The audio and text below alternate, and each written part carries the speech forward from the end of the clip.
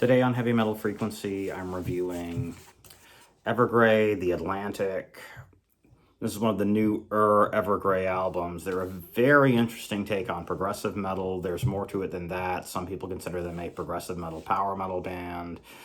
Some of that is up to the listener's opinion of what they are. There are some power metal high notes on here. Thomas S. England does some power metal notes on some of the Evergrey albums.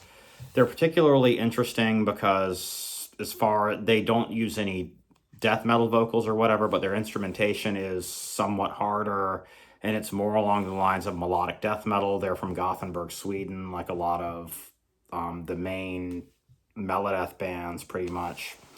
And so this is just a really good progressive metal album, and it's done from a completely different perspective. Their genre is done from a completely different perspective than any other progressive metal band I know of. It's very interesting.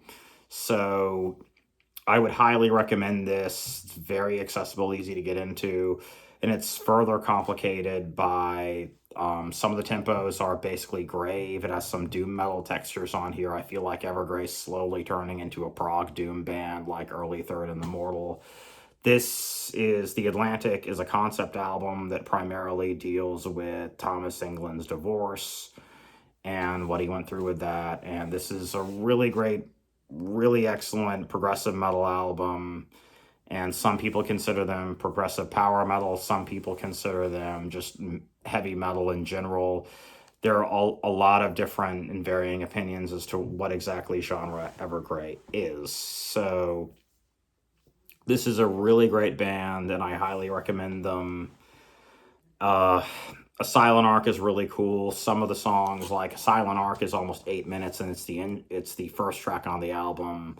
That's really, really neat. I really like it when bands do stuff like that. They'll use really long tracks, like Evergrey, X-Toll, Opeth, Dream Theater will all use really, really long tracks, especially with intro tracks sometimes. It's really cool. The guitar playing is excellent. Thomas England is a fantastic guitarist and vocalist. He does some power metal notes every now and then on some songs, like on some songs on some of the other albums. It's really cool. All I have is this really cool, like, prog doom song that has a fantastic solo on it. A Secret Atlantis is really cool. The drumming is fantastic on this. There are a couple of keyboard solos every now and then. It's a really, really diverse, original, unique take on progressive metal, and I love everything about this. This is interesting because I had just gotten The Storm Within for Christmas, and then I bought this on my birthday when it came out, like a little bit over 4 weeks after I had just gotten Storm Within for Christmas. It was really, really cool. So this is an excellent album. I would highly recommend it in anything they do. There's not a bad starting point with Evergrey. Everything they do is excellent. You might want to start with some of their slightly slower, doomier stuff. It works better that way for some reason. I like they also get called like a goth metal band as well. There's some, like, I guess, goth post-punk elements to their music as well, however you want to put that.